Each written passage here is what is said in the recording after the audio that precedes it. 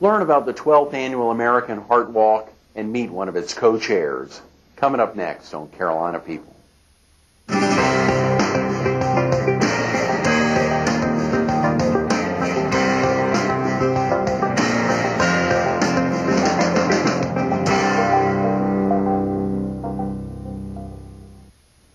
Good morning. Welcome to Carolina People. This morning we're at Santee Cooper. We're focused on the 12th Annual American Heart Walk to be held at the Myrtle Beach Pavilion on October 11th in memory of Ashby Ward. And we're visiting with Graham Edwards, the chairman of the board of Santee Cooper and the co-chairman for the 2003 American Heart Walk. Good morning, Graham. Good morning, Greg. Great to be with you. Thank you so much for, having us in this morning, hosting us, but in particular, co-chairing this year's Heart Walk. Well, first of all, welcome to Santee Cooper. It's a pleasure to host you here. And it's a real honor to be working with Brad and co-chairing the Heart Walk is something that's very special to me, and I'm looking forward to it. It's going to be a huge undertaking, and obviously we're now less than 4 months from the date, October 11th, a Saturday. It's obviously going to be beautiful weather out there as walkers start out on the beach at 10 a.m. We're looking forward to it. What a great venue for the walk itself, and everyone will have a great time, and it's for such a wonderful cause. Absolutely, absolutely. Graham, real quick about yourself. Were you originally from the area? From the PD. I grew up in Sherrall, South Carolina, and as did my wife, and finished high school there and went to Francis Marion University, graduated there, and then moved to Charleston and attended the Citadel and got a master's degree, and went to work with Santee Cooper straight out of school, and lived in Moncks Corner for basically since I finished school. Is that right? And do you still have family in the area? My mom and dad and my in-laws are still in Sherrall, and we visit periodically, so always great to get back. Absolutely. Sherrall's a fantastic area. We actually taped up at the Camp Coker in Society Hill. PD Area Council of the Boy Scouts taped up there celebrating their 75th anniversary recently. It is amazing. Chesterfield County is spectacular. It really is, and Camp Coker, what a wonderful facility for the young men. Oh, yeah. Let's talk about Santee Cooper real quick. How has it changed over the 23 years, now 25 years, I guess, you've been involved with the company? It's changed significantly. When I first went to work there, I interviewed with Santee Cooper on campus at the Citadel, and I was, I think, 636 employee at the company. Today they have over 1,700 employees. The company has grown significantly. We have added generation. Just as an example, in the last 10 years, the Grand Strand area has grown about 88% in demand and energy requirements. A lot of that growth has taken place in North Myrtle Beach and Conway, and especially in Pawleys Island. That's been the largest growth area for the Grand Strand area over the last 10-year period. So a lot of generation added, a lot of customers added, but at Santee Cooper, our whole mission is to generate affordable and reliable electric energy at a very reasonable cost, and I think we do a good job of it. Absolutely. Now, Graham, a lot of folks recognize you now as chairman of the board of Santee Cooper, but for many years you were the public face of Santee Cooper as their CEO from, I believe, 1993 to 2000. You assumed in 93. What are some of the challenges you faced to prepare the utility for a deregulated market? Yeah, and deregulation was the hot topic in the utility industry in the early 90s. And what we had to do was focus on several things. One was to get our cost in shape and make sure that we were the lowest cost supplier of reliable energy, and to make sure that when somebody wanted to choose their electric supplier, they thought of Santee Cooper. We had to focus on customer service, and we had to focus on getting our name out there before the public. So those three things are really what we were focusing on for my tenure as president and CEO. Of course, deregulation, thanks to California and thanks to Enron, deregulation has kind of been put on the back burner, especially in the Southeast and especially in South Carolina. I really don't think people want to deregulate the industry at this point in time. Absolutely. You know, as we sit here and think, utilities are so taken for granted.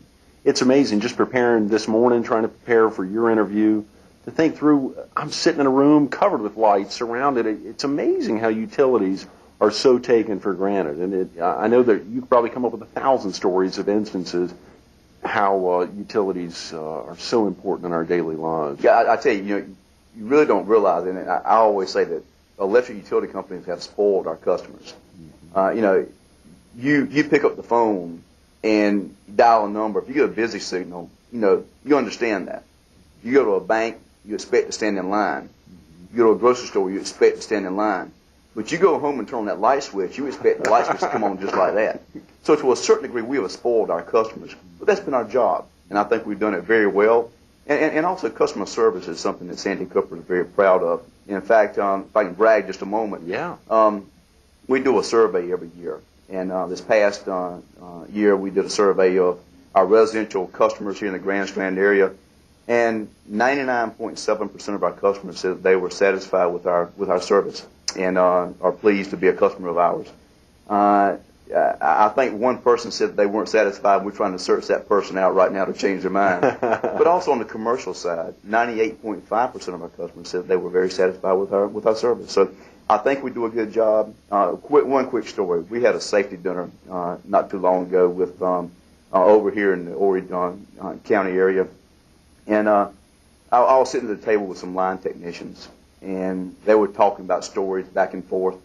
And they had talked about the night before they had gone out to change out a transformer for a commercial customer, and it was at 3 o'clock in the morning. And I said, Woody, why in the world did you go out at 3 o'clock in the morning to change out the transformer? He said, well, in talking with the customer, we asked them the best time that they could afford to be down, and it was a grocery store that was open 24 hours a day. They said from 3 to 5 in the morning. So that's what these guys did.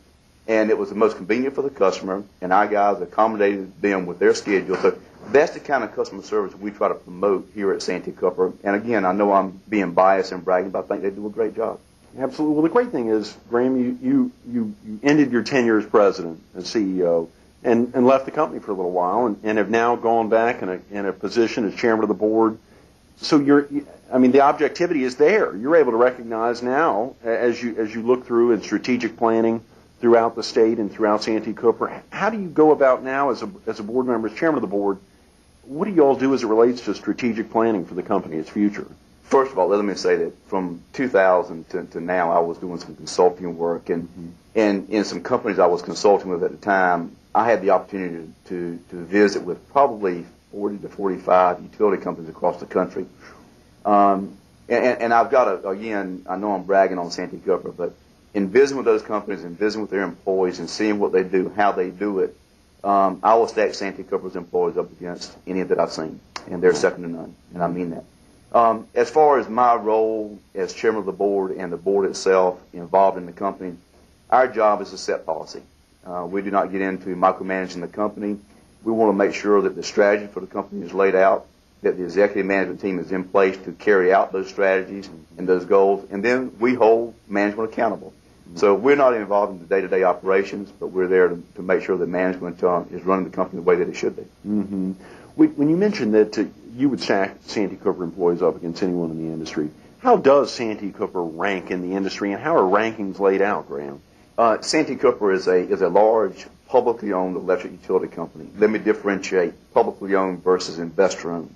Santee Cooper is a municipal utility owned by the state. It does not have stock. It only issues bonds, so it does not have equity position in common stock. Versus an investor-owned utility like Butte Power Company or CP&L or whatever. But when you look at municipal utilities, Santee Cooper is the third largest municipal utility in the country as far as kilowatt-hour sales and generation. So it's a very large player in that arena. And its generation is very economical. It is well run and very well maintained. That's wonderful. That's wonderful for the state of South Carolina. To have an asset like that, you're exactly right. Absolutely. Graham, do you think there'll be greater concentration within the industry going forward, or will the technology enable smaller units to operate similar to what has happened in the telephone industry, let's say?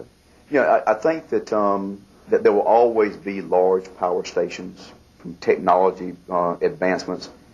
I think where the advancements will be and what the changes we'll see in our industry will be small fuel cells for residential or small commercial customers at some point in time.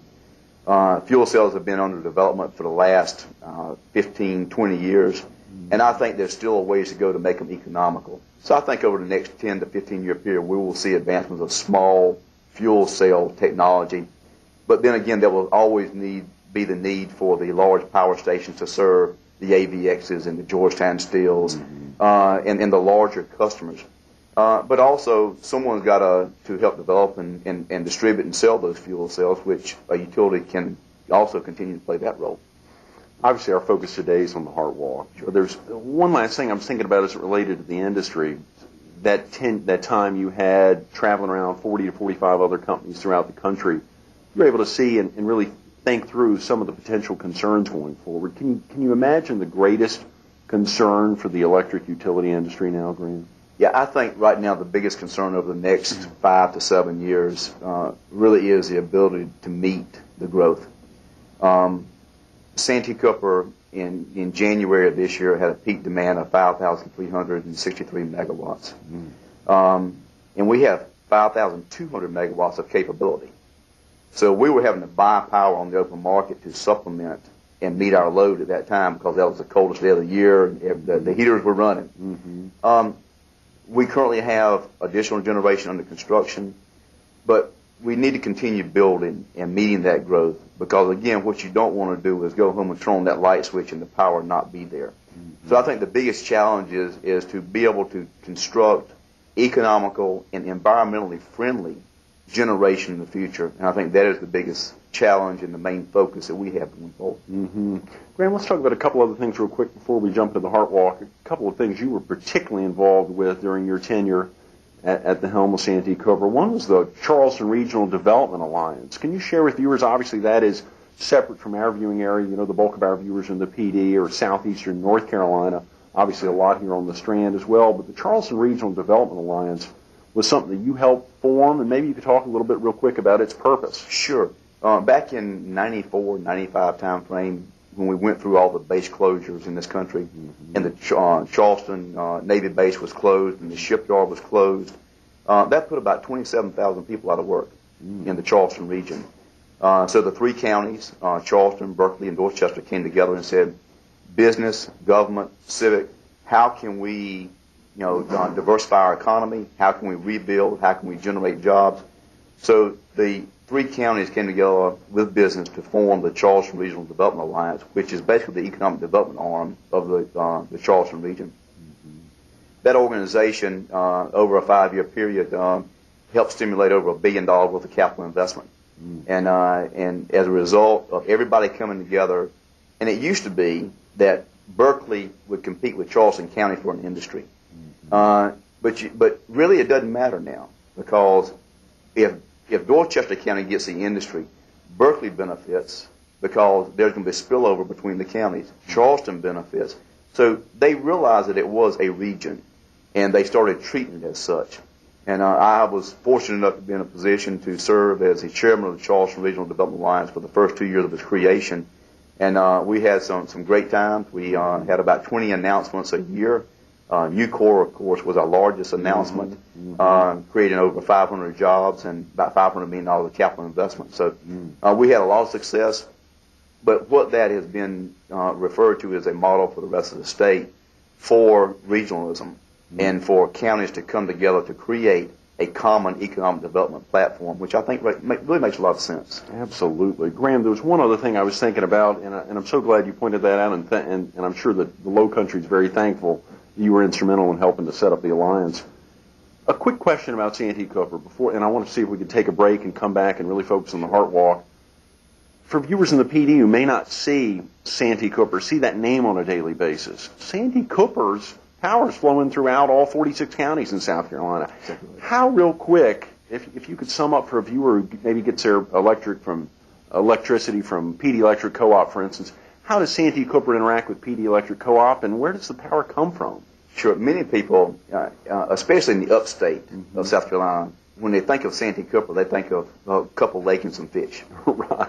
We're a lot more than that. While we have some of the most used lakes in South Carolina, Lakes Moultrie and Marion, we're a power generator and a power distributor. Over half of our electricity that we generate goes to all 20 electric cooperatives in the state of South Carolina. We serve their total power requirements other than their own generation in the upstate. So when PD Electric Cooperatives customers turn on their light switch, that is Santee Cooper generated power. Or in Lynch's River in the Pageland area or Sherall area, Chesterfield, that is Santee Cooper generated power. And many people don't realize that. But the relationship between Santee Cooper and the electric cooperative is outstanding and has been for the last 55 plus years. So we're their power supplier. We're in partnership with them, and as they grow, we grow. And you take a look at PD Electric Cooperative, a wonderful run organization. They do a great job, and they continue to grow. We serve Palmetto Electric Cooperative in Hilton Head area, Berkeley Electric Cooperative in Moncks Corner, but also serve Kiowa Island. So there are many areas that we serve through the cooperatives that continue to grow significantly, even during bad economic times. Absolutely. Green, can we take a quick break and come back to really focus on the Heart Walk? Forgive me. We're focused on the 12th annual Heart Walk, and we're visiting with its co-chairman, Graham Edwards. Stay tuned. Coming up next on Carolina People.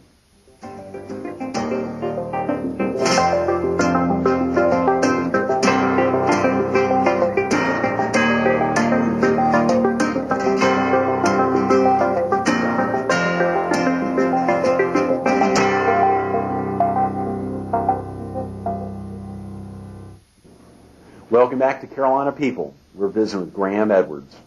Graham, you've taken on the role as co-chair of the 12th annual Heart Walk. Obviously, in memory of Ashby Ward, it's a big event, Myrtle Beach Pavilion, October 11th. We're now less than 4 months away.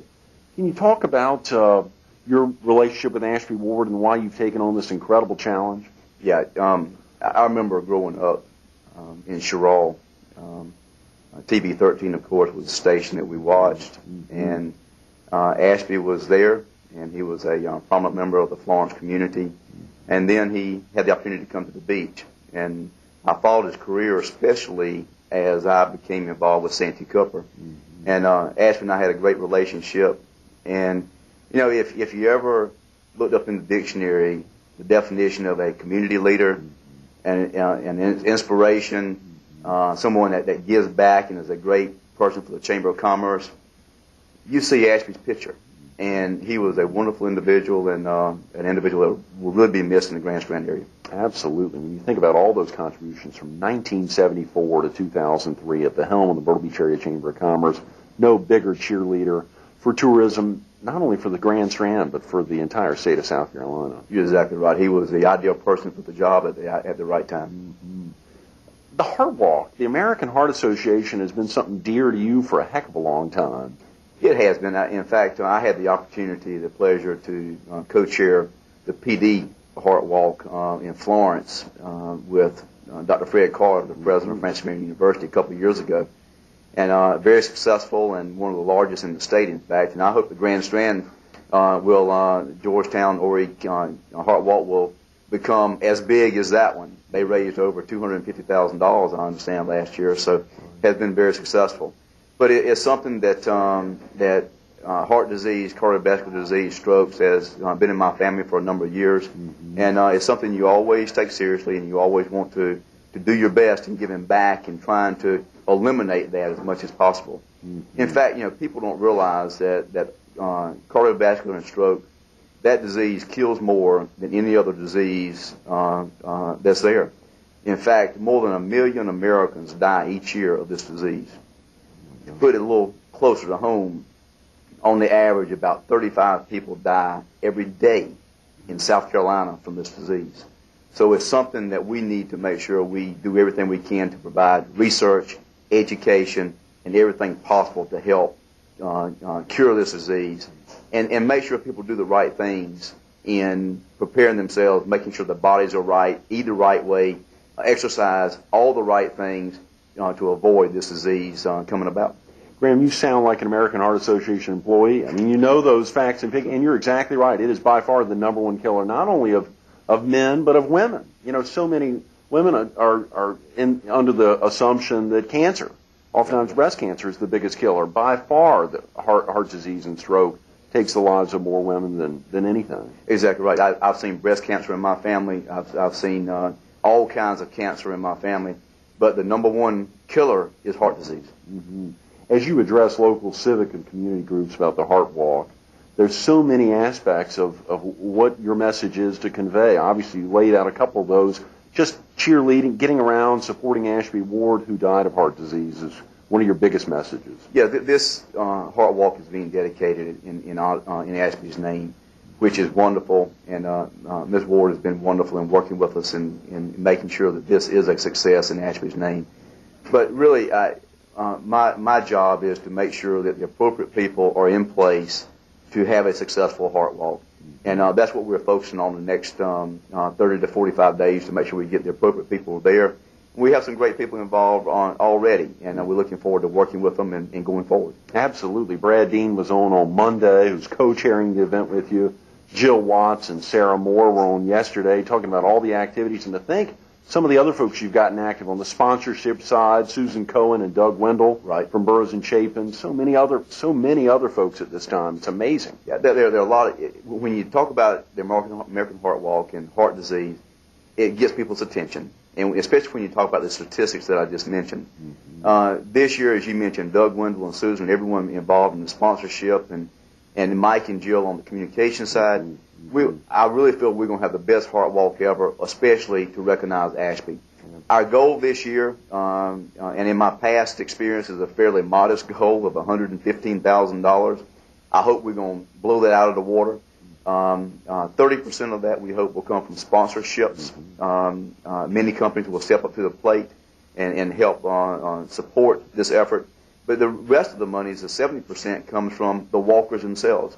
And we hope to have over 1,600 walkers on October 11th out walking to help stamp out heart disease and to help raise money to make that a reality. Absolutely, Graham. I was so excited at the meeting held a couple weeks ago at the Chamber of Commerce to hear about some of the prizes for individual walkers. There's a $1,000 cash prize. The presenting sponsor, the National Spring Water Company, has offered for the top individual walker, $500 cash, along with cases of water for the second largest walker. It's amazing to see that incentive to really help get folks out there just to help the American Heart Association. You're exactly right, and that lead sponsor is critical to us, and they were wonderful to step forward, and we'll be recognized for that.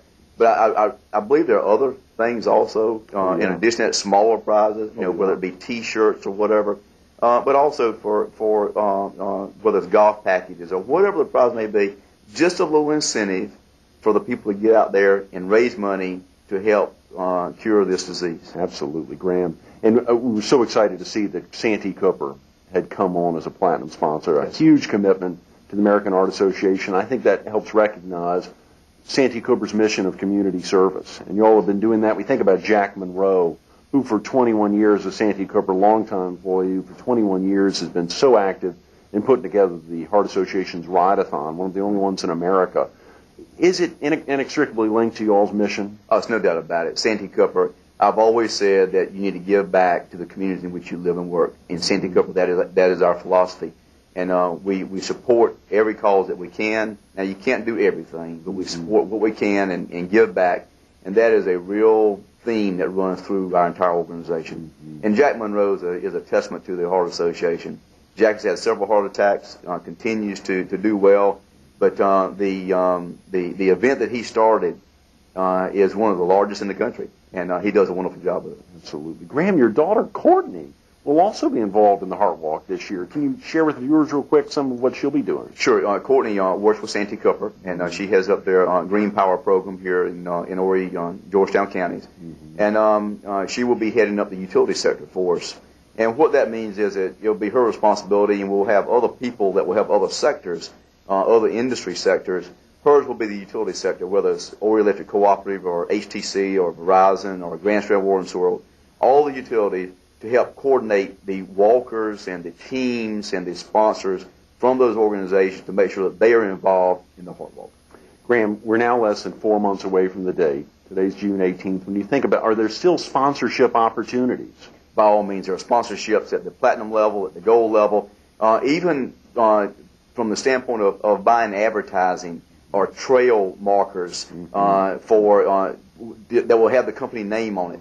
This is an opportunity for a company to say, I'm a community, I'm involved in the community, I want to do the right thing, and I want to be here, and my name is also advertising, right?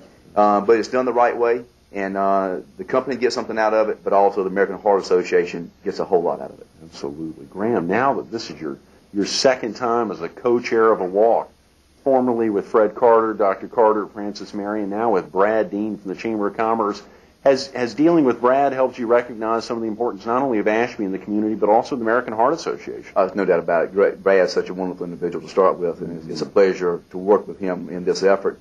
But yeah, as Ashby's name is mentioned every day in discussion with Brad, well, Ashby handled certain things this way, and this is there because of Ashby, or whatever the case may be.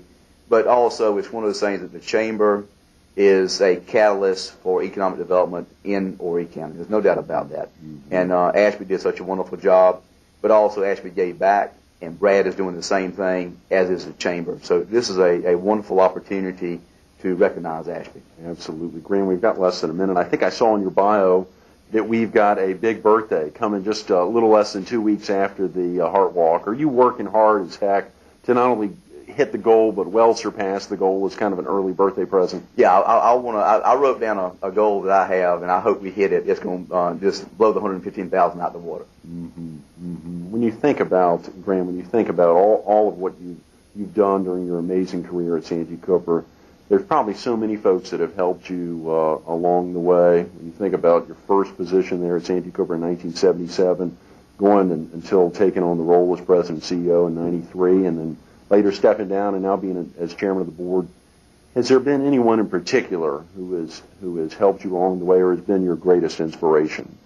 I think probably my work ethic comes from my dad, but my greatest inspiration is probably my wife. Behind every successful individual is a wonderful, outstanding lady, and every good idea I've ever had has come from her. So every day she's always there, and she's an inspiration to me, and probably the largest one that I've ever had. Absolutely. Inspired by his wife, and inspired by his father, and inspired by the company of which he's been involved for more than 25 years now to give back to the community. Graham Edwards is doing just that. Graham, thanks so much for being with us this morning. Thank you very much, and appreciate the opportunity to be here, and thank you for your support of the Heart Walk. Absolutely. Stay tuned to more Carolina People coming up next.